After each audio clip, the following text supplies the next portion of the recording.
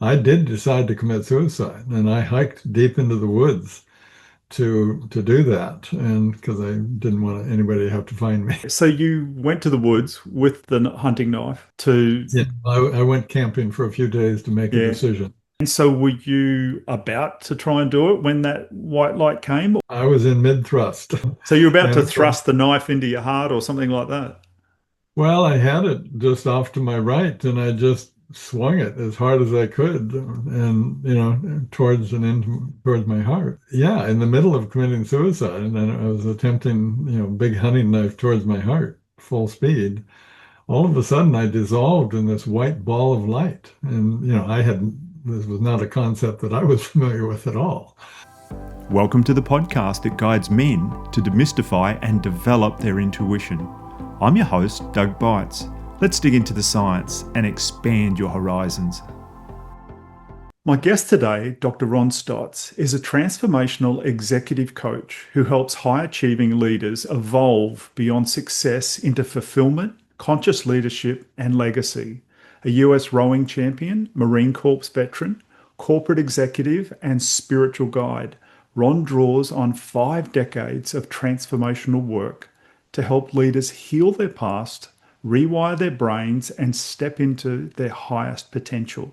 He's guided thousands of leaders from entrepreneurs to billion-dollar CEOs to create extraordinary results in both life and business. Ron, welcome to the podcast. Well, thank you very much. I appreciate you having me on. Yeah, all right. So today we're going to talk about conscious leadership and things like that. But I guess before we do that, let's go back to where it began for you. Like when did you start to get onto this path? Like, were you born into this or did it happen late in life or somewhere in between? I was born in the Northwest in a very wooded countryside area. So my specialty was playing in the woods, and at school my specialty was sitting in the back and looking out the window. So no, I was not born into this at all. It really came in the Marine Corps. We talked briefly about that. It really rocked my world because everything that I had learned and been taught and bought into, led me to this place that on one day in the Marine Corps, recognized was really, I was being designed to kill people or to be killed. And I had no interest in either one of those. And, recognizing for the first time in my life that I was a conscientious objector, not having a clue that that was the case before. So, I still had to spend my time in the Marine Corps, and I did lose several dozen friends over in Vietnam during that time. And just having to deal with all the stories and everything that I was learning, it just felt like I was the whole society, growing up with Superman and my dad being in World War II, and just I really had this sense that America was this amazing place. And, so that year was just the dissemination of, the taking apart of all that I'd believed and been taught and really designed my life after. And so I really had to start over. I had to literally just go, okay, well, that wasn't it. So who am I? Who do I want to be? What is my life going to be about? And that journey just began, with I was up in a cabin that we little, I mean, we're talking outhouse and wood stove kind of cabin. And, I just found myself not knowing what to do, literally not having a clue of what to do in life. And so just sitting there in the quiet and learning to breathe and walking just, in the foggy days on the beach, and just there was a quietness that started, there was an intuition that started to come that there was something more. And that What this, age were you then? I was probably 23, yeah, right in there, 23, 24. I had spent a couple of years in chaos, to be quite honest with you, working hard and then sabotaging everything I'd done, and then, developing relationships and then destroying those. And I didn't know that you had to go within and really look deeper within yourself. I kept looking outside for fixes and ways to deal with what was going on. And so that inner journey is really that just kept developing. I was fortunate enough to run into incredible teachers like Buckminster Fuller and Joseph Campbell and others who guided me on my path and really gave me insights and awareness that still are foundational to me today.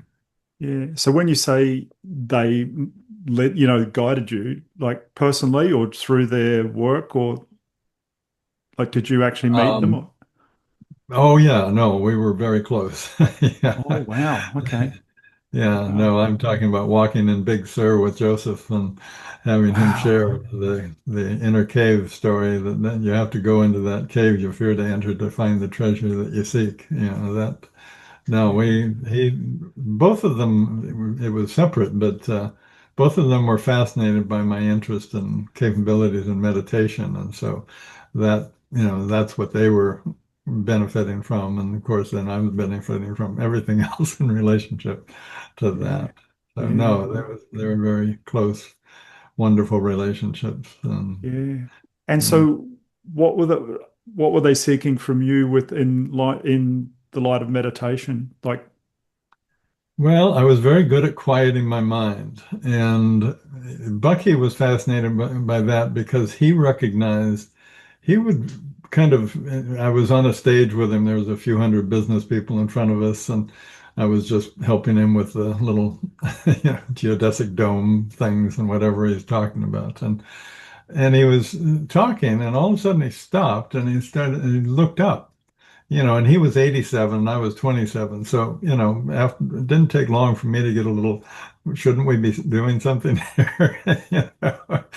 And that evening, we were sitting in front of the fire having some hot chocolate, which he loved to do. And I asked him about, what was that? Because he really spent some time just looking up. And he said, "Oh, I was just looking for wisdom. I was looking for information. What was next?" And I kind of questioned that. And he said, when you go into meditation, you quiet your mind and you sit in that quiet. And he says, well, from that quiet, you can then request information from the universe. And, whether you're looking for a design, solving a problem, getting more information about something, whatever it might be, you can access your highest levels of intuition and awareness and wisdom from that silence. And, to me, it was kind of like I'd been sitting in an airplane on the tarmac, but didn't realize that it could take off. So, so from that moment on, I really started embracing, I call big mind now, that ability to just trust and breathe and be centered and quiet and curious because that allows you to access your highest levels of thinking and intuition. And so, I was kind of new as a psychologist, and I was still in that phase where I was trying to rescue people, and, I wanted them to see that I was wonderful and, had all these wisdoms. And of course, that was in the first year of my work, and it wasn't working at all. Just got a lot of resistance and that sort of thing. And so I thought, you know what I'm going to do? I'm just going to sit. When I'm working with a client, I'm just going to sit in that place of presence and curiosity. I'm just going to sit in that place of trust, of big mind. And all of a sudden, I'd watch myself start to say things and suggest things. And all of a sudden, the resistance was gone. All of a sudden, the client was buying, into taking care of themselves and raising their consciousness and doing what they needed to do to heal and become more.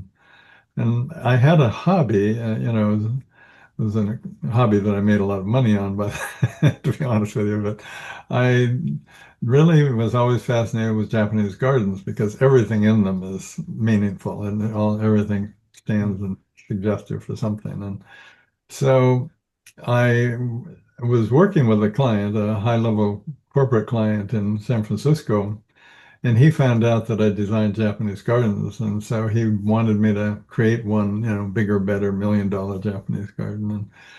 And a good example of this intuition and this big mind that I'm talking about was I didn't have time to deal with this, you know. He, I had too many clients and too much going on, and so all I did was go into my backyard, and it was in the redwood area, and I just sat in quiet for an hour and watched. You know, I said, okay, it's for these people. I want to support them in living a more comfortable, wonderful life. I knew the wife wanted to get into meditation. And I wanted to create this 1 acre Japanese garden. You know, it's $1 million garden. And so I just watched it get created. I didn't make any plans. I didn't do anything. I went and met with them the next day, told them what we were going to do. They said, great, let's do it. 3 months later, it was done. You know, if I would have tried to use my logic and my linear thinking and efforting, it would have literally taken well over a year or more before we even got started. And, so it's that learning to trust that higher sense of who we are. But of course, you have to quiet the mind, you have to heal to be able to do that. So, yeah. Guys, if you're on a path of developing your intuition, and I know you are, that's why you're listening here, then the Neurovisor is a tool worth checking out. It uses light and sound to guide your brain into deeper states of awareness, helping you quiet the noise, tap into your inner knowing, and strengthen your intuitive muscle. And who doesn't want that? There's no pills, no fluff, just 11 minutes a day to reset your mind and reconnect with your instincts. I've bought myself one last Christmas and I've added it to my daily practice, and the shifts are real. This is not a paid ad, but if you use the link in the show notes for more information, I do receive a small percentage of the purchase price. I highly recommend you check it out. Interesting. And as you say that, it's the synchronicities in life are just phenomenal when you watch them. My one of we were just talking earlier before we hit record, like how was our Christmas and that sort of stuff. One of my Mhm. sons bought me 3 books for Christmas, and as you're talking, and I started the last 2 days reading one of them, and it's this one here. I don't know if you've ever heard of this book here.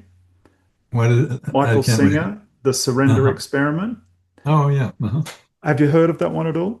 I have. Yeah. Okay, and I hadn't heard of it until I got it, but I'm only like 5% into it, but he's Yeah. talking in there about when he was 23.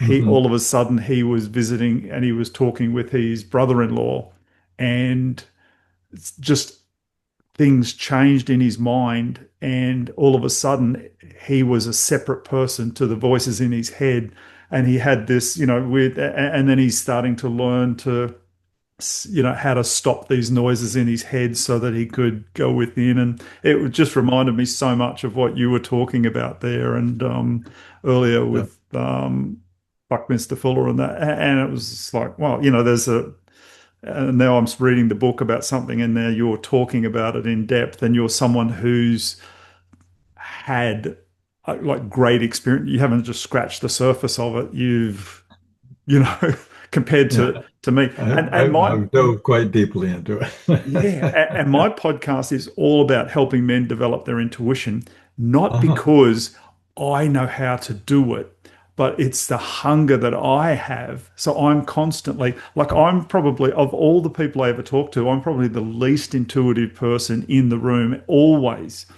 But it's because I'm so hungry for it and I want to know how to do it. And the odd times that I reach into it and things change and I recognize things, synchronicities, etc. I've had an insanely life-changing things occur when I've followed synchronicities, because they become so obvious to me that it's Mhm. like, oh my God, like if I don't follow this, like I've just got the biggest, I've got, it's like I've pulled up to an intersection and there's 75 green lights, and it's like, and I'm stopped. It's like, Doug, if you don't drive through this now, like a truck is going to run into you and run you over if you don't follow these green lights and just go. It's been that obvious. And when I have followed it, but the trouble was on the other side of the intersection, in my vision, the road had disappeared. It was just like, oh, there's like a cliff to go off, But I Yeah. trust and I go, and then amazing, life-changing things you couldn't imagine happen. And Yeah. but that doesn't happen to me every day. That's for sure. It's Well, it can. It yeah, can. yeah, and You that's know, why I'm here on this journey, like because I know it can, like meeting people yeah. like you. So yeah, Yeah. I mean, intuition is what's left when the noise of the small mind drops away. So you really, most people are run by subconscious thoughts. I mean, 90% of our thoughts are subconscious, so we're not even aware of what we're thinking, and only about 5 or 10% are conscious. And we get all determined and trying and efforting with that 5 or 10%, but not recognizing that that subconscious mind is really dominated by our unhealed childhood issues and ways that we took care of ourselves or protected ourselves as a child. And all those ways that did work as a child to protect ourselves now become our saboteurs, which keep us in that noisy mind and unable to really access higher levels of thinking, intuition, and imagination, creativity, and all of that is just not accessible in that noisy mind. That is the essence of my work, to be quite honest with you. Yeah. yeah. When we spoke a few weeks ago, I've still got my notepad here, something I jotted down during our conversation we had Okay. then. And I've just got written here the mask we create as little boys to scare people away. Like, Ah, and I know now, like 18 months, I'm in my early 60s. 18 months ago, I went and had my first swimming lesson. Now, I live very close to the ocean and some of the best surfing beaches in the world. But as a little boy, I was very scared of the water. I would go into the water up to my chest, no problem at all. Like, and into the surf, I would go out up to my waist and I would catch little waves in. I hadn't, but as soon as I would, just super fearful of getting out of my depth where I could touch. So, yeah, like, we would go to swimming lessons as the school would get on the bus, in grade 3 or whatever, and they'd take us to the local public pool that was 50 meters long. But it was easy to disappear and not get in because there was one swimming teacher with 30 kids. And so I right. just would keep hanging on the side and never had a turn. And because I didn't even want to put my face in the water, I hated it. And so now, finally, in my 60s, I'm learning to swim. And like, it's been hard to pull that mask off. Like the mask I made up to scare people away so that they didn't even talk to me about swimming and that internal struggle. And, now I'm down at the pool and I'm still not that good of a swimmer, but I look the part. I've got, for Christmas, one of my kids got me these hard plastic things you put over your hands, like to help pull through. And I've got this float for between my legs. So you just use your arms. And I'm like, I look like I know what I'm doing, but The costume.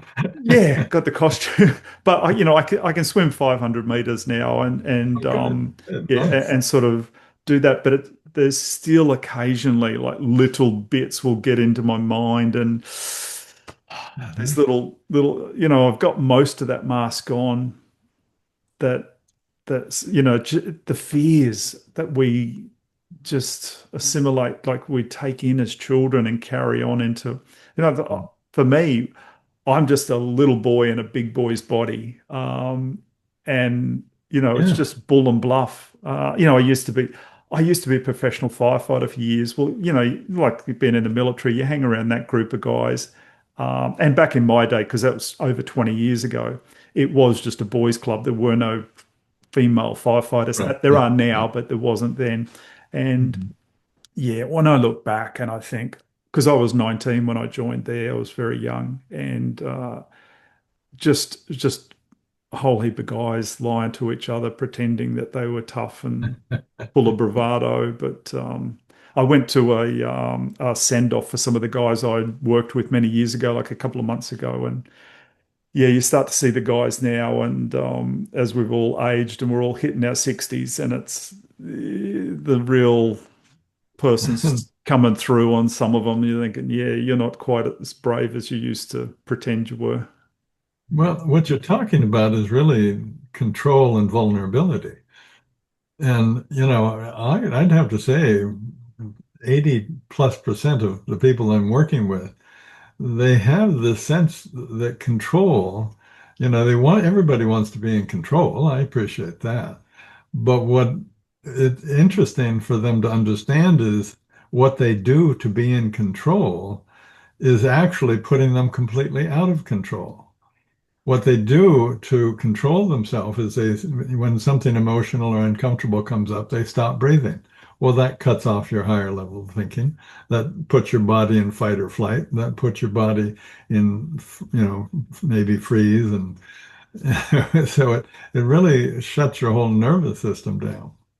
And so, and all of a sudden, so you're not breathing, you don't have access to your higher levels of thinking, and you're waiting, in that determined place that feels safe, not recognizing that you've cut off everything that would allow you to actually feel safe.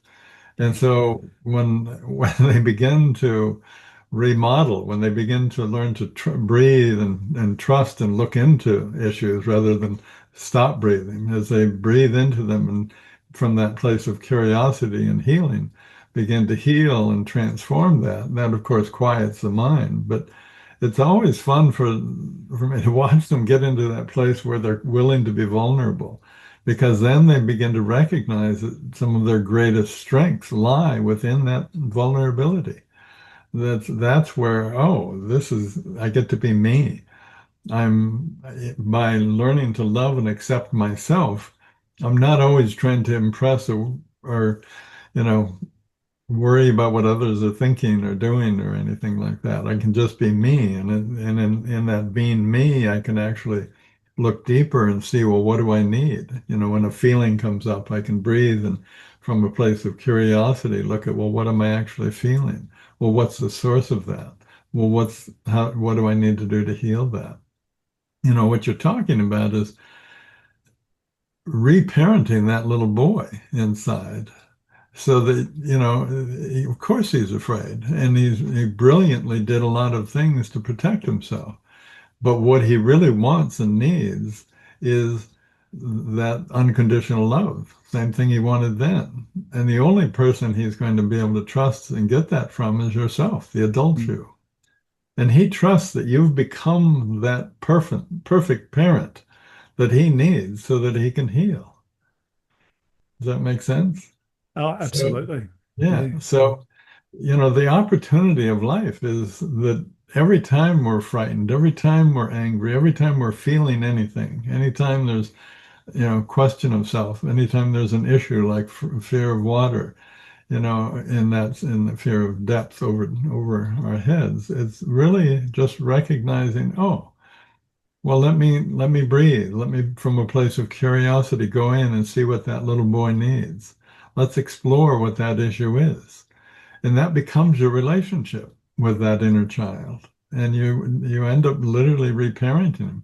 And he doesn't disappear. I mean, even today, I'll hit a really good golf shot. And from this really spontaneous place, I'll hear myself go, way to go, Ronnie. It's like, like, where did that come from? But that little boy, I'm always grateful for him because, I mean, my wife, I might drive her a bit nuts with when he comes out, but but he has a joy for life now. He's not afraid that he's not doing it good enough anymore. He's not afraid that dad's going to judge him. He's not afraid of all those things that held him back. I mean, I was terrible in school because I didn't think I was good in school, so I just blew it off. It turns out I graduated, I've got more pieces of paper now, from graduate schools and things, and I have a very high GPA. And to be honest with you, it was more not because I'm brilliant, but just because I'm curious and present enough to really take in information and be able to see how to adapt that information and share it with others in a supportive way for everybody. And so, yeah, that's the journey. That's the inner journey that I guide people on. It really it's like, okay, I know it's scary, but let's take a breath. Let's take a couple breaths. Let's say this sentence and see what comes out spontaneously rather than controlling. So it's to me, I just can't imagine retiring and not being part of the joy of that journey with others. It really is so rewarding. Yeah. When when I first, right now I do 2 days a week. I work for a private company doing fire safety training. We've got very strict fire safety regulations in my state. So, it's demanded that the businesses do some sort of training every year. So I'm going in constantly. And on one of the slides on my PowerPoint, the first two words up on there says to the group, remain calm. And so I always ask for a show of hands. Put your hand up, please, if you have ever formally been trained to remain calm. And occasionally a hand will go up, but not very often. Usually Mm. someone who's been in the military or something like that. And so I go through that and I talk them through breathing.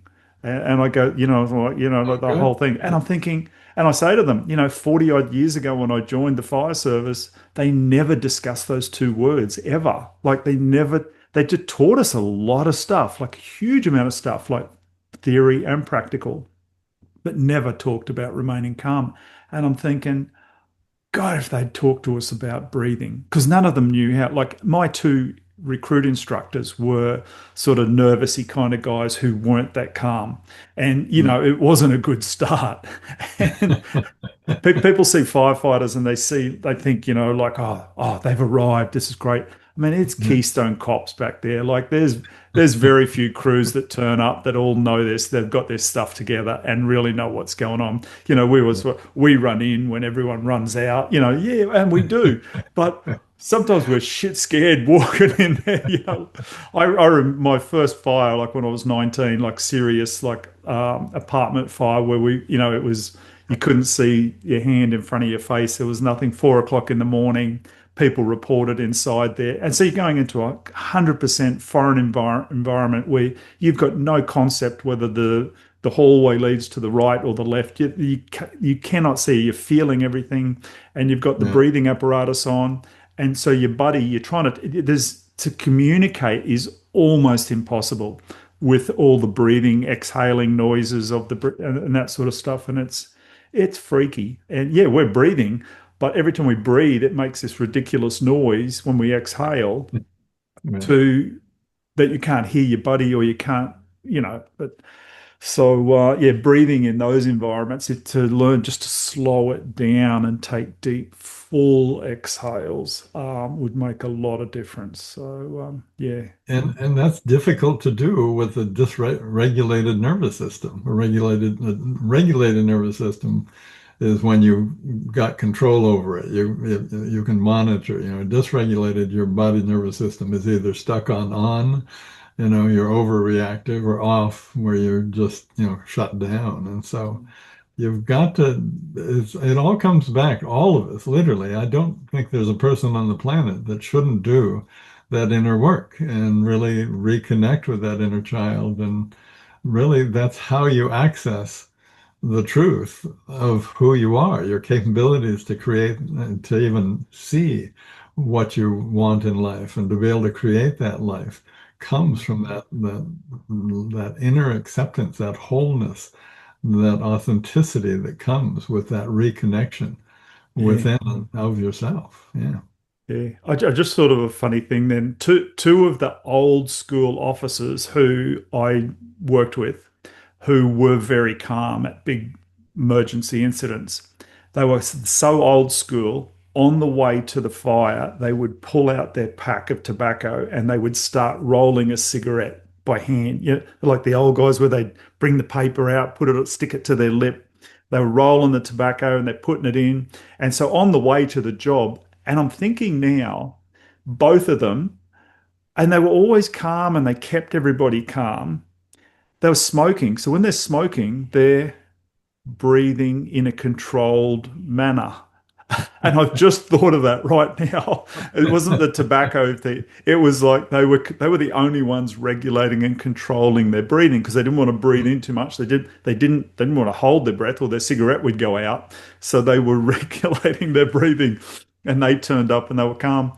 And yeah, so I just had that insight just then, realizing why they were probably in a better state of mind than most. Yeah, I was a VP of Inner Game Corporation, and we were working with AT&T through. They were going through divestiture from a monopoly excuse me, to five profit companies.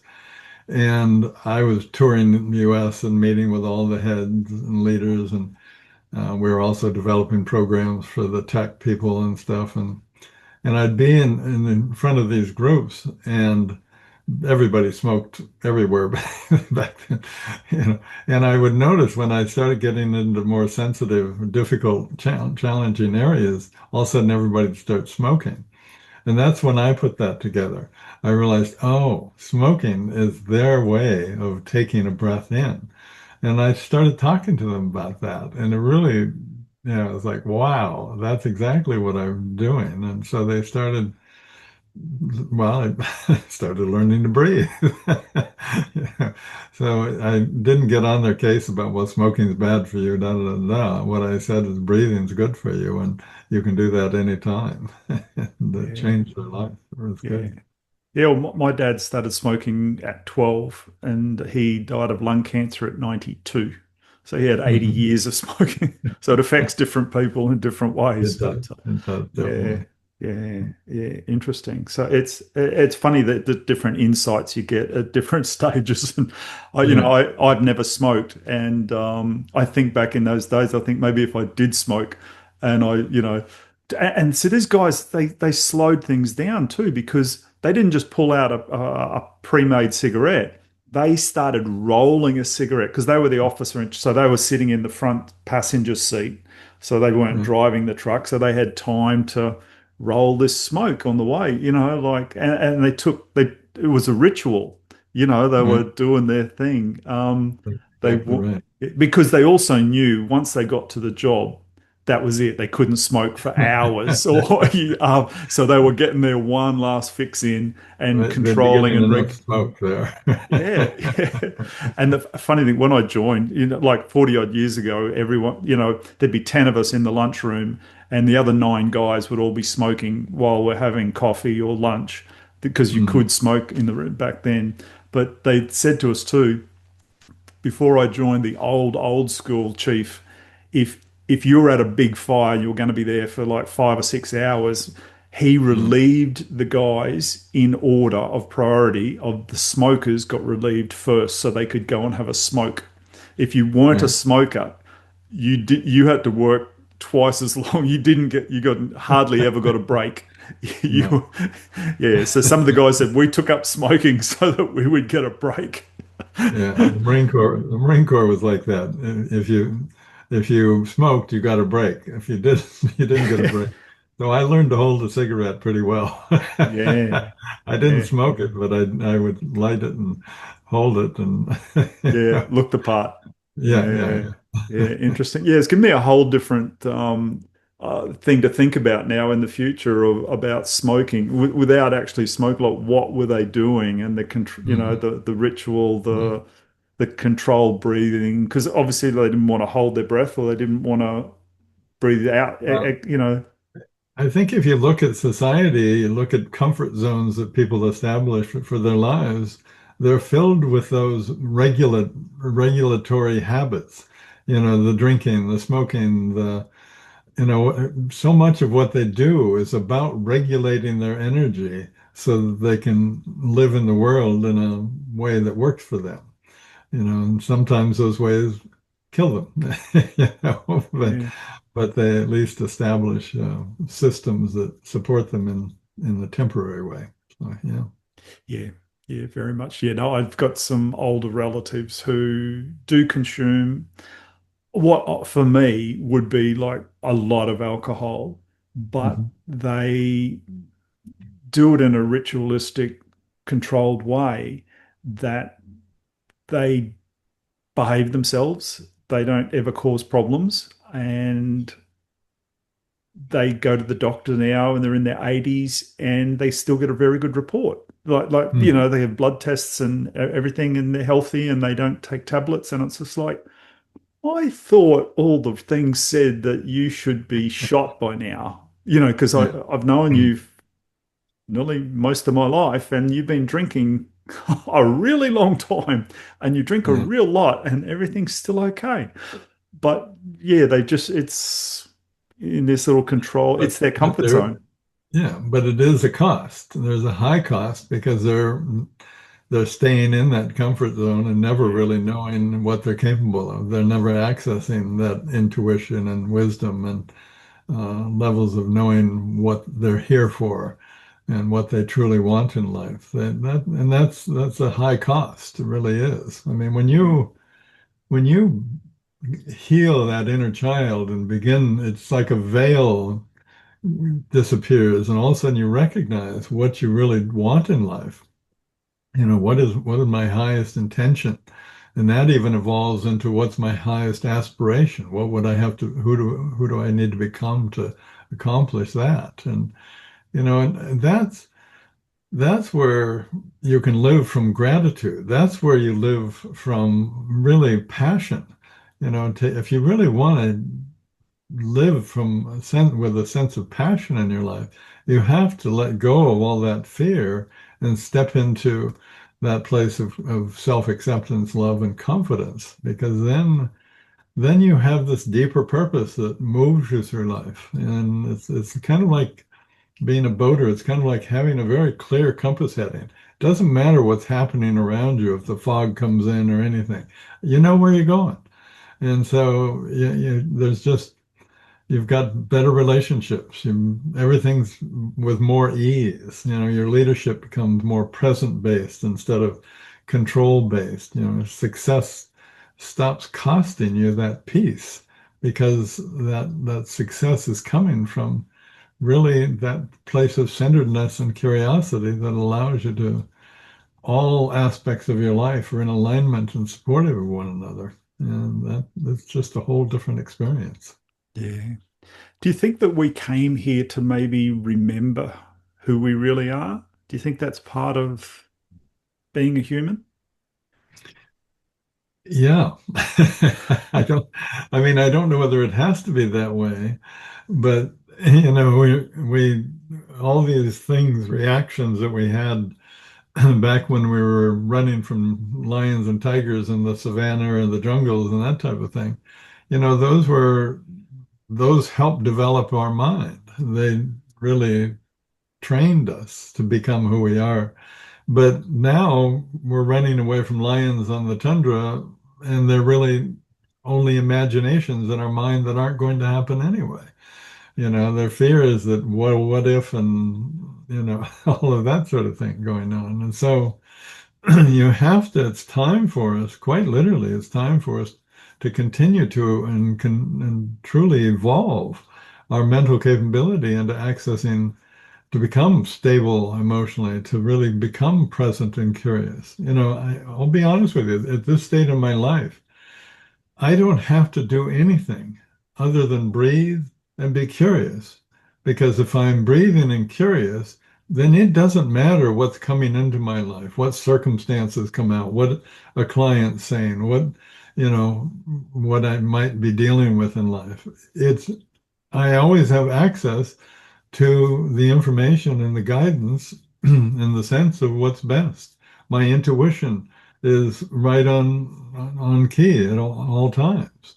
And so I don't have to struggle and fret. I just have to breathe and be curious and move forward, knowing that's I'm in this higher level of consciousness that allows me to connect to making the best decisions, and not only for myself, but in guiding others. And I'll tell you, it's a joyful, delightful experience. When I watch people struggle and not take care of themselves and be at the effect of all their old sabotaging habits and things, it's hard. It's hard. Life is hard and life is difficult doing it that way. And you have to drink, you have to smoke, you have to do whatever you have to do to get by. But it doesn't have to be that way. Not if you truly want to know who you are and what you're capable of. Because How, boy, that yeah. makes all the difference. How long did it take you to get to that realization of just breathing and being curious is enough to because that sound, just if you said to some random person on the street, if you just breathe and be curious, your life will be awesome. They'd look at you like, I have no concept of what you meant, but I get, I know what you mean. And but how long has it taken you to get to that point to not have that inner knowing that once I trust in just if I breathe and be curious, is that, was it something that happened in 5 years or did it take 50 years? I'd say 65, Yeah, literally. Yeah. yeah. But the beautiful thing is now I'm working with clients and they're doing it within a year. It takes a couple of months to heal the inner child and take care of that emotional backlog, and the brain begins to shift. Your left brain and right brain begin to work together, and you have integrated whole brain thinking. And because of the subconscious thoughts have really become conscious and you've healed them, they aren't dominating and running your life. And so in that quieter mind, the forebrain begins to develop. And it really is the conscious CEO, intended conscious CEO of your life. And all of a sudden the amygdala, the emotional center, isn't running your life. You're not overreactive or shut down or anything, because emotions to me are just indicators. If I'm feeling angry or hurt or anything, it's just a point of curiosity that tells me I need to breathe, look a little deeper at what the source of that feeling is, recognize, oh, this is what I need to do to heal that. And oftentimes, again, when you do that enough, what holds those old emotions and unhealed things in your body is you didn't breathe and move into and through them at the time. So the irony is now you can still, I literally don't even explore half the time what an issue is. I just know that if I breathe into it and let it go, I'm fine. In other words, you don't have to do therapy for your entire life every time something comes up. You can learn to trust that, oh, there is something that I didn't breathe into and deal with at the time. So now if I breathe and let it go, I can just continue to move forward. And that's where that learning, all I have to do is breathe and be curious. Yeah. I'm curious about what's going on in my own body and my world and circumstances, and you know, whatever the best decision is will be right there. You know, I call it, back in the 70s when first probably got the concept was I called it the stop process. You stop for a moment, you take several gentle, deep breaths, you observe what you're feeling, what's going on in your life, you recognize your best next step, and then you proceed on that. STOP. And yeah, it's working with that. That became my mantra basically. Is just stop, breathe, observe, and proceed on that next best step. And that, of course, puts you in a mindful state. And if you do that regularly, ongoingly, Mm. after a while, you become a mindful person. And you're Yeah. living a mindful life, which means you're aware of what's going on. You're in a higher state of consciousness. You're taking better care of yourself and able to support others and more fully. Mm. So people that come to you, like executives come to you for coaching, Mhm. what what level are most of them at? Are they frustrated people who are being very, very busy? They're working 60 to 80 hours a week. They're smashing stuff out. They're trying to get everything done. Or are they people who've already started to realize that they need to go within and then they discover you? Or like, are you getting them raw where they've got no concept of consciousness at all and they're just used to just barking out orders? Do you get that sort of client, or do you get them who are they've started to evolve and realize they're looking for more? Well, I get a bit of both. Unfortunately, people don't really, until, excuse my language, until the shit hits the fan, they don't really tend to look within. I mean, the biggest problem I see is people are looking outside of themselves for solutions. All of these problems in their life are outside of themselves. All of solutions that they need are outside of themselves.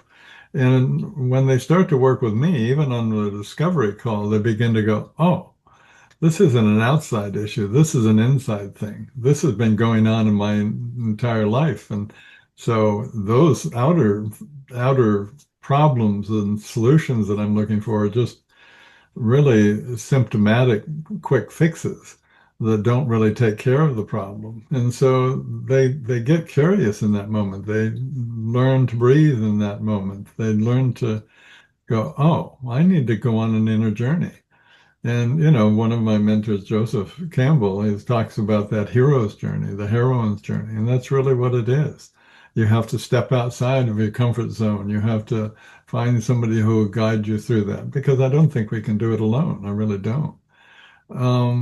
And you become more self-aware. You discover what you're at the effect of. You discover you have programming in there that makes perfectly good sense if you're a 2-year-old and helpless, but doesn't make any sense for a 40, 50, 60-year-old, to be, guiding their life by. And so, it's really just a matter of, it's that inner journey is one where you become more self-aware. And in recognizing your subconscious thoughts, they become conscious. And in that, bringing them into a place of consciousness, you aren't at the effect of them any longer. And so all of a sudden you become more emotionally aware. You become more aware of your own emotions, and that allows you to become more aware, empathetic, compassionate with others. And all of a sudden your relationship with yourself, which has always affected your and been mirrored in your relationship with others, now mirrors a completely different style of relationship. All of a sudden, all those people who are a pain in the ass are people that you can relate to and support and guide and help become wonderful leaders. All of a sudden your organization isn't something you're trying to top down control. It becomes this wonderful collaborative, cooperative place that miraculously is all of a sudden increasing their productivity and profits by at least 40 or 50%. All the research shows that that's the result. So it's just a matter of, if you ever want to know who you are and what you're capable of, if you ever want the ease of life to be what guides you rather than the struggle, then that inner journey is the only thing that makes sense, because that's what you're at the effect of. Yeah. Then a 9-month program I do really helps them.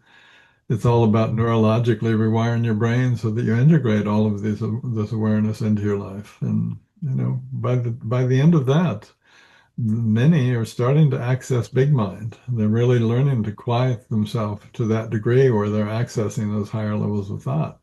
But even those who don't, at that point, I stay in touch with many of them, and over the next year or two, start accessing that, trusting that more fully.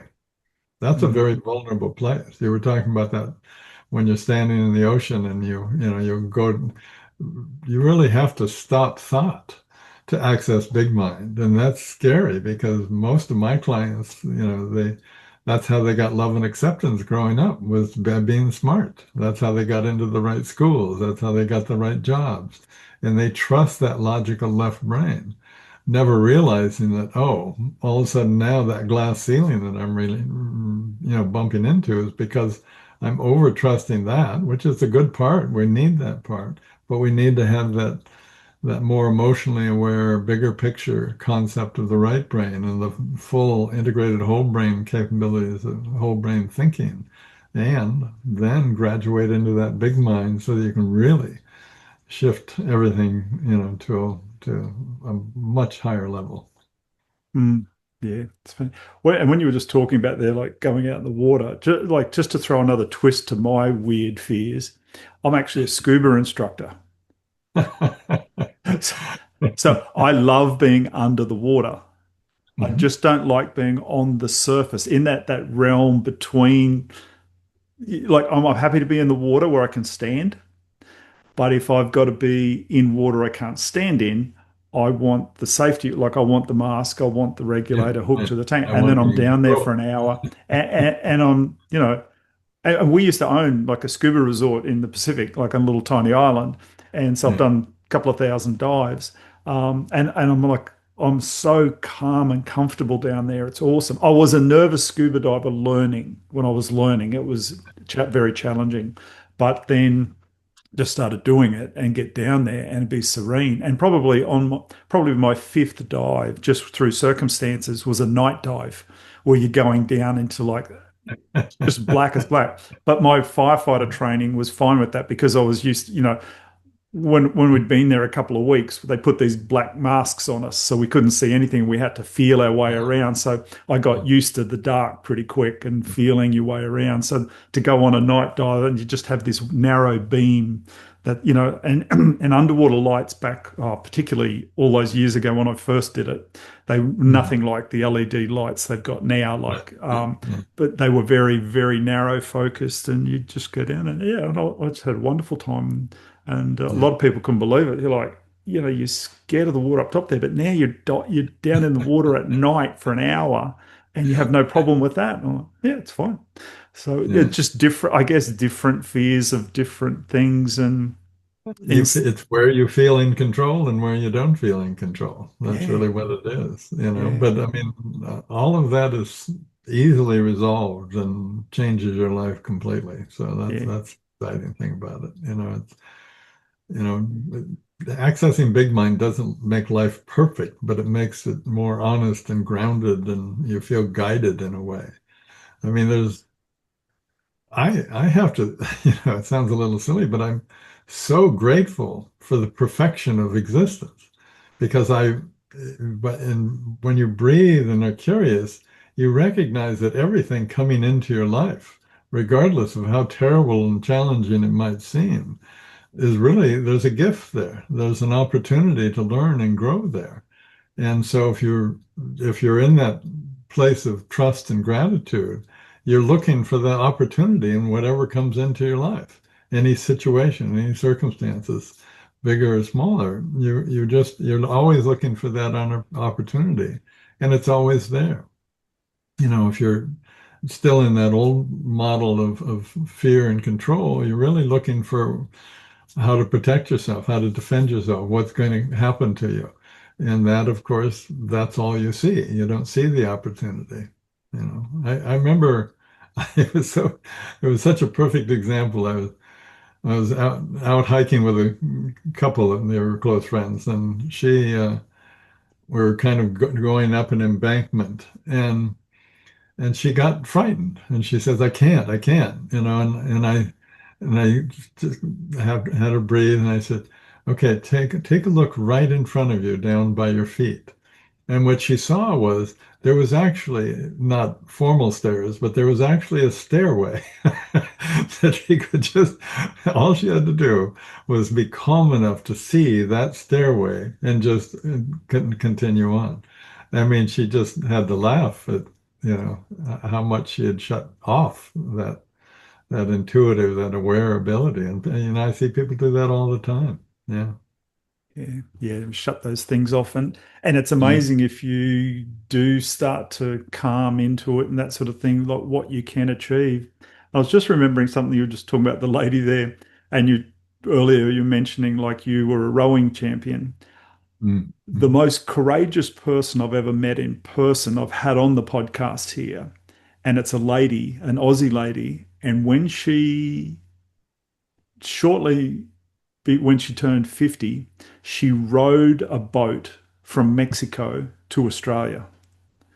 Wow. So she's the first female to ever row Wow. solo, like unassisted, non-stop, all the way across the Pacific Ocean. Took her like 260 days or something like that. Right. So she had a radio, and she was connected to supposedly the best ocean weather person on the planet. So Mm. daily they would communicate, and he would sort of try. Cause, I mean, she's got a 23-foot rowboat with two oars, and and she, before she ever um, did that, she'd never rowed in her life, and ever.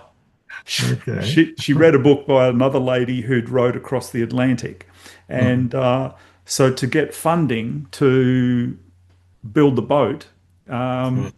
Mm. she she went round to corporate, try and get sponsorship, and they're just going like, "Who are you?" So Yeah, right. her rowing coach said, "You're going to have to do something spectacular." And have you ever heard of if you go to a gymnasium now, they have these rowing machines, Sure. a concept two rowing machine. So he Mm, said to her, "You're going to have to set some record." So they looked up the record, and some Olympic athlete had a record. In 7 days, he'd rowed 1,000 kilometers on one of these machines. So mhm. for 6 months, she practiced, and in 5.5 days, she knocked off 1,000 kilometers. So she beat the male Olympic champions record by like, from 7 days down to 5.5 days. So then she wandered around and she'd achieved something. So that was her first rowing experience on a machine in a gym. Yeah, And right. then the first time she actually ever paddled a boat was her real boat into the ocean in Mexico and start. Or no, Uh, sorry, she did the Atlantic first, and then she did the Pacific. So oh, yeah, Pacific a lot bigger yeah, too. and Yeah. talking to her about mindset and like being alone and all that sort of stuff. So she had a lot of Dr. Joe Dispenza and Oh, yeah. Mm, all that type of stuff, playing sort of over and over and over. Like, I mean, and she would just listen to that sort of stuff most of the day and yeah. and row and row and row. I think she rowed for 11 hours every day. But Yeah. Yeah. yeah, the mindset to because to not have people around you, no physical touch, no seeing Uh-huh. people in person. Yeah, Yeah. You're going to run into your stuff.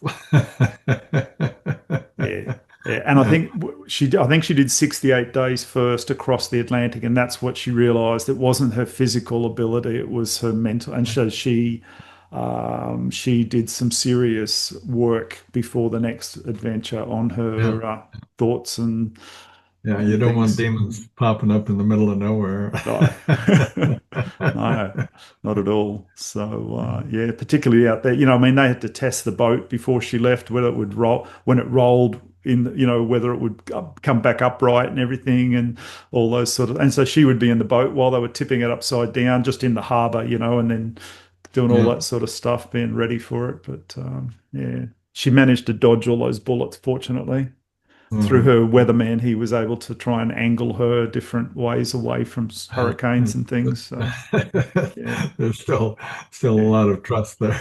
yeah, a real lot, a real lot.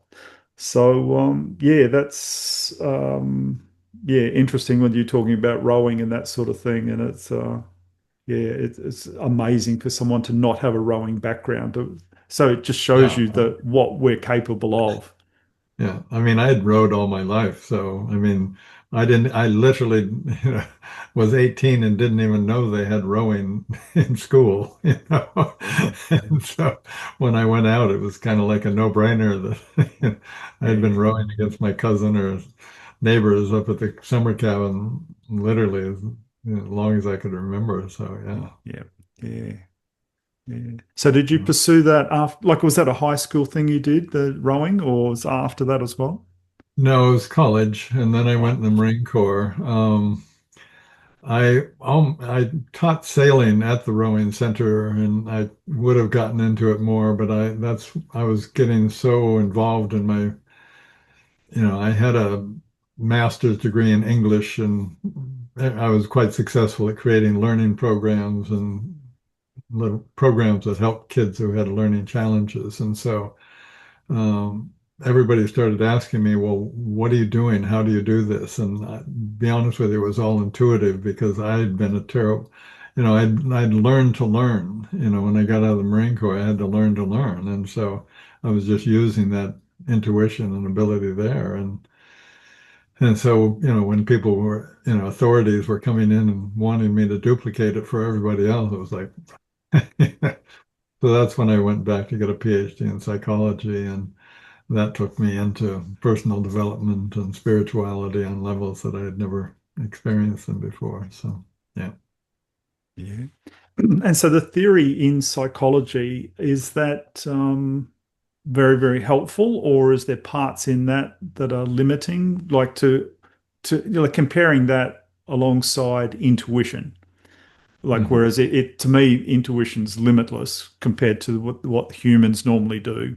Is there the psychology, what you were taught there, was it like very, very beneficial, or limiting, or Everything that I do, everything that I've really learned that's of any value was not learned in school. Yeah, that gave me some sort of foundation and credibility, perhaps, but it really didn't give me anything else. right? Because their teaching was so limited back. I mean, this was back in the 70s, and they just, I mean, if I would have found somebody like me back then, hallelujah. But yeah, no, I had to kind of, and literally studying and becoming in spiritual communities and meditation and spiritual teachers and, but what happens is the more passionate you are about your journey, the more involved and committed you are with sharing what you're learning with others, the teachers come. I mean, I literally have had some of the most amazing teachers on the planet as people I've either learned from or worked with and learned from or co-created with. And it was just, that's where you discover who you are and what your life's about. And, Mm. yeah, and yeah. I mean, I remember I had Joseph Campbell come and speak at the college that I was teaching at, and I had to pick him up from the airport, and then we had lunch afterwards, and that began our relationship. Then we were both teaching at Big Sur together, and not together, teaching, but in terms of both up there teaching, and you know, just every time we had time off, we'd go hiking and meditating and that type of thing, and I mean, it was just the wisdom that I got was so deep and just satiated my being so fully that it literally today I still find myself recognizing new things from it. So yeah. Mm. Yeah, that's yeah, very, very interesting. I'm curious now. So we talk about intuition. I find for me personally, synchronicities are some like my second most enjoyable thing because when I do recognize them, seem to lead me or confirm sort of pretty cool stuff. Do you find synchronicities are much part of your life or not? I think synchronicity is the result of being present. If you're breathing and being curious, that allows you to be present enough to really notice the perfection of life and the synchronicity of life. Yeah, I mean, my wife watches it all the time in our life, and she's just like blown away by that. And it isn't something that I have that isn't available to everybody. It's just that I'm present enough to notice and follow those indicators, those synchronous moments, and to benefit from it. Yeah, Mm. yeah. So I you mean, talk, where you go? Sorry. no, go ahead. You're good. I was just going to say, you mentioned your wife, and I'm just curious now, when it comes to intuition, are you the leader in the family with intuition? Or like, where's her feel on the whole thing?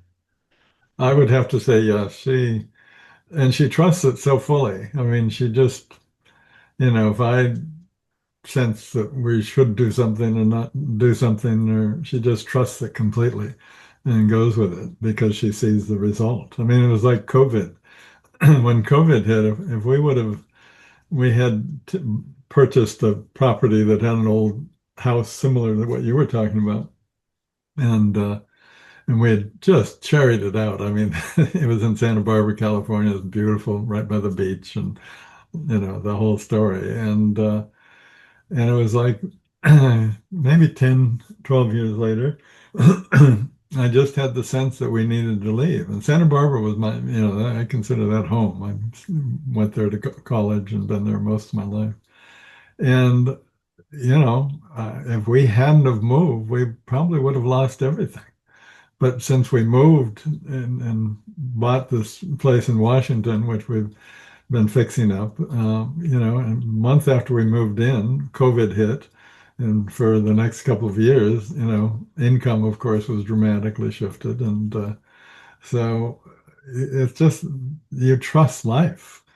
I don't even know whether I call it intuition. It's just you're in the flow of life. You trust and know that guidance is available because it's not like you're something else is guiding you. The truth is, and I don't mean to offend anybody, but there is only oneness. You know, there isn't a Yeah. something out there that you're not part of. And so it's a matter of just being in sync with the totality and appreciate and connect with that oneness. That allows you to really pick up the energy, the intuition. You can, you're talking about going through hallways and not knowing which direction or night diving, that type of thing. The truth is, you can actually know. You can actually feel that I should go left or right or straight or, all those things are available. We are incredible critters. We really are. Our intuition, our knowing, our level, our sensitivities are so incredible that, when we allow them to become a part of our life, when we get out of small mind, get into big mind, we become who we're capable of being. And it's just there's a whole ease and comfort and trust and gratitude and joy that comes into your life because you have to giggle. Mm. You have to giggle at the perfection of life. Yeah. Yeah. Yeah, and I know what you mean about the house thing because we bought this property we're in now in 2018, and we spent the whole calendar year of 2019 renovating it. And like days before Christmas 2019, we moved into it and Mhm. back into it after the major renovation. Mhm. And boom, and then we're sitting there and we're out on acreage and we're out, and then next thing, within a couple of months, COVID hit, and I was actually a little bit embarrassed. I'm like, we're sitting out here, we can wander around the property, we can do whatever we want, like, and it was like people that weren't living that much further away from us were, had some serious Yeah. restrictions Yeah. and things like that, and it was just Mhm. like this ease, and it's like we're sitting out in our balcony, and we've got like a running creek, like Mhm. Yeah. 100 feet Yeah. from the house, and we're just Yeah. sitting there having coffee watching that, and watching social media, and everyone's like and we're like, "Ooh, okay." And the neighbors had already warned us because where we are we can get flooded in, so they said generator and lots of food. So we'd already had the pantry stocked. We had heaps of everything if in case, because they said sometimes the power will lose power out here for a couple of days when there's a big storm, or we're the last ones to get power restored. And so we were all, we'd just Mhm. had all those provisions in and had all that in, and Mhm. life was just awesome. We didn't need to go to the shops much at all or anything. We just had lots of everything. And yeah, Yeah. it's like, wow, That's a okay. very familiar story for Mm, me. yeah, It really yeah, is. yeah. Yeah. And even See, buying the property, weren't even looking. We didn't even want to buy a property. We oh, we came out. It just I won't even go to the whole story. The property found us, and we sort of like, oh, gee, look at that nice property. It's got a for sale sign on it. We're in the middle of doing a renovation in our other house at the time, like a fairly big one, and it's yeah. like, oh, this is nice. Hmm. And then we go home, and then it's just like we mull over it for a day or two. Do you think we should ring that real estate agent and go and look at that house while we're doing this renovation on the house we're in? Yeah. And Yeah. we're not thinking of moving, I can tell you, not even slight. And then we looked at it, and within a couple of days we bought it. And then it was like, oh, and our kids are just going like, what are you doing? You're in the middle of renovating this other house. We had to quickly get that finished so that we could put it for sale. Right the other. Yeah, but fortunately, because we'd followed major synchronicities a year or two before, Mhm. financially, we didn't need to sell the other house before we bought this one. And it was, Nice. but only because I'd followed, I said before, like 75 green lights, but on the other side of the intersection, you can't see the road. It's just a cliff face. You Mhm. think you're going to drive off a cliff, like, but all the things are saying we'd followed one of those synchronicities Mhm. and had the courage to follow it, and off we went, and it just made life really easy, even though we could have had a lot of egg on our face and looked like real foolish people, but Yeah. life was very, very kind to us. And Well, good for you. yeah, yeah. So I get it. That's why I love synchronicity so much because they've been so kind to us. It's just like they're like Yeah. really showing you, like you get to the intersection and there's lots of extra green lights, and it's like, Right, right. but it's going to be It is leap of safe. faith. It's good.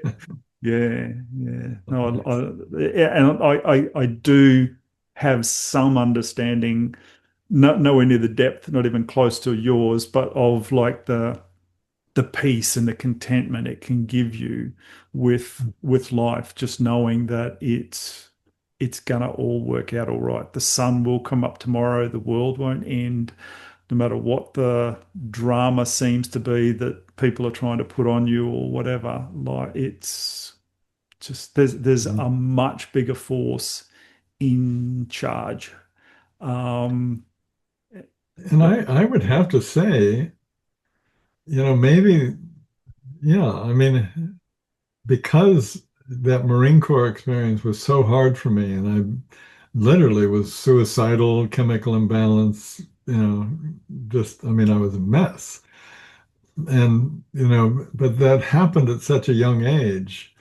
Unfortunately, I made the choice to not end my life. I made the choice to discover the life that I'm supposed to be living. But, I have people, clients and things in their 50s and 60s going, well, why do I have to wait this long to discover who I am? And it's like, oh, I mean, it's never too late. I don't ever want to indicate that, but they're right. It's like that terrible time, when I was young, turned out to be the greatest gift that I've ever received because it's given me this life that I'm continuing to grow and evolve through. It hasn't been a piece of cake, but it's certainly been one that is, when you're evolving, there's this experience that life has meaning and depth, and you're on a journey and you're actually getting somewhere. So that's it's just a whole different experience than, being afraid all the time. And, yeah. Yeah, having a sense of purpose instead of being afraid Yeah. Well is a said. Yeah. massive difference. Yeah, Yeah.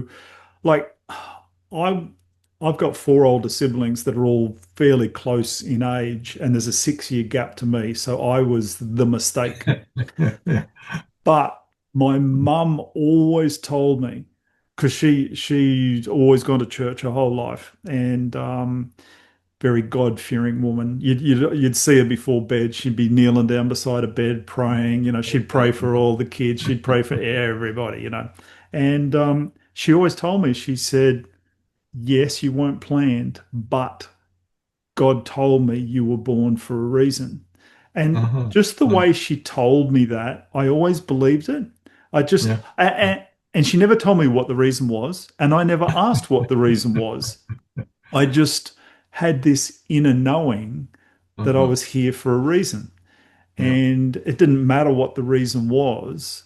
Yeah. It didn't matter that the reason that I never had the thought that one day I'll know what the reason is. I've Mhm. just always known I was meant to be here. Yeah. And yeah, so for me, I guess that's always been helpful. That's helped give me a sense of Yeah. purpose. And Yeah. some people No, listening might that's go, "Oh, you're smarty. I wish I'd have had that." Well, it's just my yeah. It's my what you, deal. But that's what happens with me. I mean, I had a lot of other shit happen in my life too. yeah. But I've always had that in the back of my mind because I've never felt like I fitted in either. Like anywhere. Like in school, I never fitted in with the other. I had friends, but I never felt like I fitted in. When I became a firefighter at 19, I never felt like I fitted in there. Yeah. Right. Um, I just, I have good friends there, but I never felt like that was who I was or where I should stay. Um, yeah, I've just never felt it, but I've always just known I'm here for a reason, and whatever that reason is. Well, that becomes your that compass heading we were talking about. I'll tell you, I didn't say it earlier, but I mean, I shared that after the Marine Corps, I was, really a serious big mess, and I did decide to commit suicide, and I hiked deep into the woods to do that, and because I didn't want anybody to have to find me, keep things clean. But yeah, in the middle of committing suicide, and then I was attempting, big hunting knife towards my heart, full speed. All of a sudden, I dissolved in this white ball of light, and this was not a concept that I was familiar with at all. And my body, the area, the woods around me disappeared, and I was just in this ball of white light. But what I was experiencing was this oneness of the universe, this depth of the perfection of life, this depth that there is purpose and meaning. There was nobody talking to me, but there was these very clear communications satiating my body or my being. And, I don't know how long I was in that. I really don't. But when I came out of it, that is, it's kind of like and you have meaning. I knew from that moment the perfection of life. I trusted that down to the core of my being. I knew there was purpose in my life. I knew that in that oneness that I just needed to trust and find my way. And that's given me this, as with you, it's given me that foundation piece. And that's what I see. I guess that's what I see in my work is people find that, in the basic work, when they quiet their mind enough to really see and fall in love with themselves, they find that purpose, and then that makes their life more enjoyable, easier. They have a purpose, they have a sense of direction, and all of a sudden everything's different. Yeah. So we So were fortunate. yeah, yeah. So you went to the woods with the hunting knife to, Yeah, I went camping for a few days to make a yeah, decision. right, Yeah. yeah. And yeah, and so were you about to try and do it when that white light came, or I you were was just I was camping, sitting I was and, I was in mid thrust, oh, and okay, wow, with the I was knife, a big, strong guy, right? and I literally I'd kind of back then I had this concept of a God that was separate from me, not how I feel now, but and I had even I said, well, if you've got anything to say, now would be the time. Okay. So you're about And to of course, thrust the knife into your heart or something like that. well, I had it just off to my right, and I just swung it as hard as I could, and towards towards my heart. And I, I understand physics pretty well. I don't know how that knife, because I remember, it was right here, and I don't know how it didn't, with the thrust that I'd given it, how it could have stopped and been thrown back 20 yards away when I came back out of this. And so, yeah, I was even thinking the other day, did I die and I came back? I don't know. I don't know, how this all works, but that sense of the perfection and oneness of life just it's the foundation of my existence. I just Mm, know that's true mm, and live from that place. And that, I spent years learning to meditate so that I could get back to that place and dissolve in the light. And I was able to accomplish that. And, and to experience the oneness again was a really big motivator for me. mm, And in that, that just reinforces again and again and again. I mean, meditation for me is kind of like a mini death. You let go every day, you let go of it more. And the longer you meditate, the more you're letting go and the more you're quiet in your mind. And you finally get to the place where you let go altogether and you mm. realize there is no death. You just, you evolve into whatever's next, you know. Yeah. So So meditation's a fairly big part of your life. a fairly big part. I would say by the time I was 40, I'd probably meditated 30,000 hours. Somebody figured that out, one of my students. So yeah. Wow. So Yeah. when you sit to meditate, how long do you on average meditate for? I would say regularly, during the height of it, I would be meditating at least 3 times, formal meditation 3 times a day for at least an hour.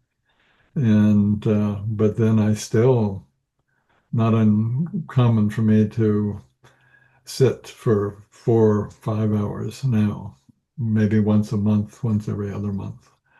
And what Mm. I'm doing is just breathing and seeing, I'm just kind of cleaning house. I'm just breathing, and whatever comes up, I breathe and heal. I breathe and heal on another level and another level. And finally, that stage gets through, and then I'm just sitting in silence and going beyond the silence to, you know, Okay. So when you learn. say when something comes up, Mhm. just for myself and for the listeners, Yeah, yeah, yeah, yeah. if you could just like try and explain a little bit of detail of that, because I know when I meditate, you get thoughts and you wish they weren't there. That you feel distracted, or sometimes you realize, oh wow, that's a profound thing. There's different thoughts. Yeah. So when something comes up for you, is that something that's profound or something that's just like distracting you? Well, I don't look at it either way. It's just information. It's just an indicator. So, um, I breathe with the intention of quieting my mind, but I also breathe in complete trust that whatever comes up in, I teach people, it's part of what I share, is there's breathing, there's different breaths. It's kind of like, I was raised where you shifted cars. You had first gear, second gear, third gear, fourth gear. And so I basically teach breathing so that when you're in first gear, you're doing one kind of breathing. And then as your body calms down, as your RPMs get up, you shift in the second gear. And so you continue on in second gear. If you're on a hill, you might leave it on a hill, meaning you're thinking about something or you're being distracted by something. And then you shift into third gear. And after a while, third gear, you're ready for fourth gear or overdrive even. And that's when you're just sitting in the silence. There's no thought. But then maybe, I remember there's a particular president that we have again now. But the first time he came in, uh, I was not really pro his politics. And so I was well into this is one of my, 4 or 5 hour meditations. And I was well into it. And all of a sudden he came up and it was like a truck, just, like accident in front of me. And I had to shift down into first gear. I mean, it startled me, I was at the effect of it, but I just breathed into it and breathed through all the different feelings, all the ways that I was at the effect, the fears, the anger, the hurt, whatever the, emotions might be there.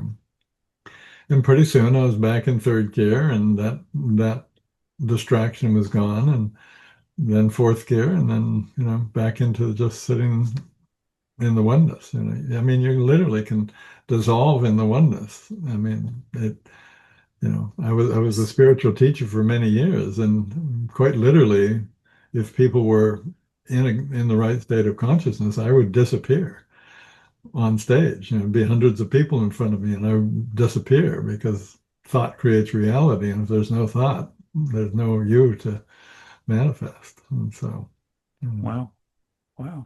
So uh, when you came out of that, we'll go back to that specific meditation you were talking about, and you yeah, said it happens and you move on or you yeah. breathe through it. Mhm. Were your thoughts about that president in your normal day-to-day life then in an easier state? Were you slightly more content and less worried about that? Well said. Yeah, that's exactly what happens. You just you just recognize that part of the process. You know, that, okay, we have to go down this low to make the shifts that we need to make to get to reach the heights that we're capable of.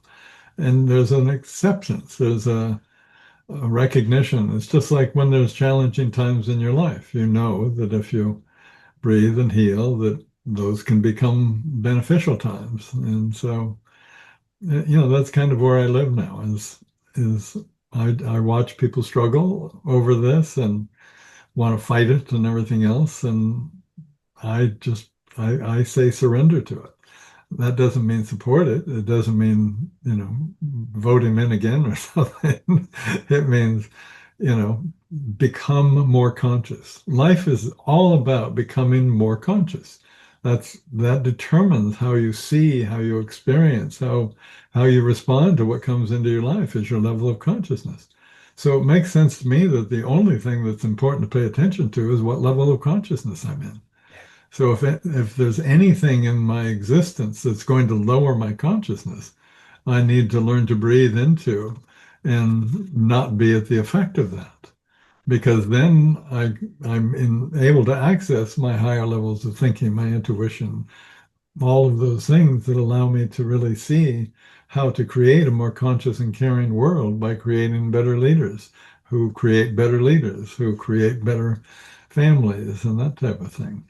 I mean, that's my hidden agenda. That's why I do what I do, is to Mm. create a more conscious and caring world. And leaders happen to be, they not only can have a significant lasting effect on organizations, they can have a great, significantly effective and long lasting effect on a societal level. Mm. So that's why I spend my time with them because you know, I mean, if they have 2,000 people working for them, then as they shift, all of those people benefit from that.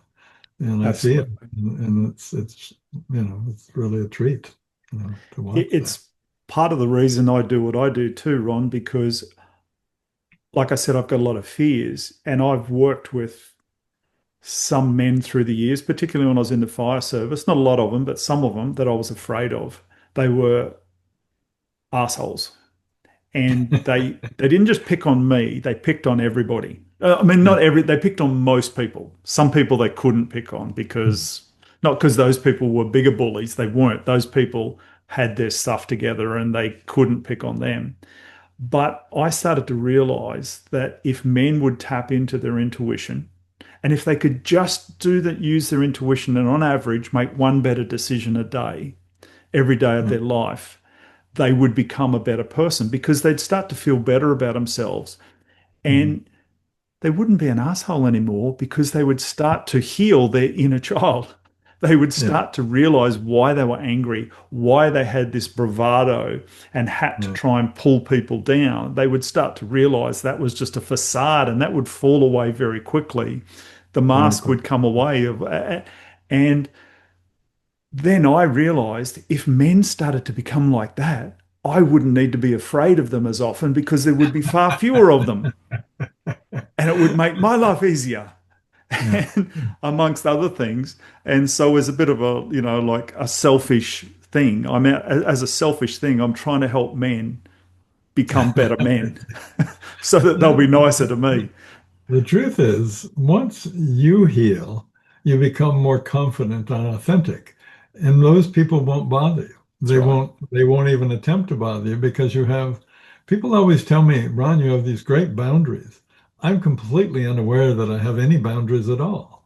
But I am fully aware that if somebody starts messing, even way, you know, way out there in the outer boundaries, I'm aware of it and I react in a way that makes it very clear that that's not acceptable. Mm. You Yeah. know?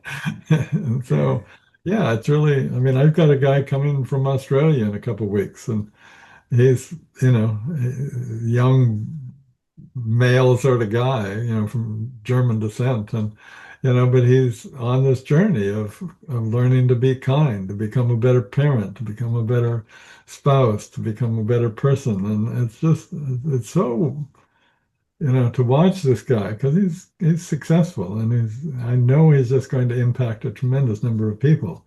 as he heals on these deeper levels. And he's done a lot of good work. He's coming to me, not from that disconnected, angry place. He's coming from a very evolved place, and but he realizes he wants to continue that journey. So I'm looking forward to it. It'll be good. Good. So you work in person with people as well, obviously, then. Yeah, I Yeah. find that's certainly where the deeper work happens. Mm. I have programs and I take those, and so we're on Zoom calls, and that's incredible. That helps them tremendously. But then they also have the in-person time. They don't have to. If somebody doesn't Mm. want to travel or whatever, they don't have to. But be honest with you, that's where the deeper work happens. Yeah, And nice. Beautiful, beautiful. I enjoy it. Yeah, it's fun. Yeah, good. All right. Well, I'm going to have all your contact details in the show notes for people. Is there anything that we haven't talked about before we go that you'd like to mention? Anything we haven't covered that's important? Just that people need to find the courage to love and accept themselves. I think we've covered that even. Yeah, it's really, you have to learn to recognize and trust yourself, big mind. Life stops being such a struggle, and it starts to feel like you're having a conversation that's worth listening to. You're having a life that's worth living. So yeah, fall in love with yourself, take care of yourself, discover who you truly are. It's what it's all about. Excellent. Beautiful words. All right. Thank you so much for your time. I've thoroughly enjoyed talking with you and feeling your vibe, and being around your frequency is definitely uplifting for me. And yeah, thank you. Thanks again. All right. Well, thank you very much. Well, we're at the end of another thought-provoking episode. Remember to subscribe so you'll be alerted to new episodes. I want to say thank you to the men who are joining me on this journey of intuitive development. I truly hope our time together has expanded your reality and reinforced trust in your ever-reliable gut feeling. Embrace your intuition. It will not lead you astray. Until next time, stay tuned, stay curious, and trust your gut.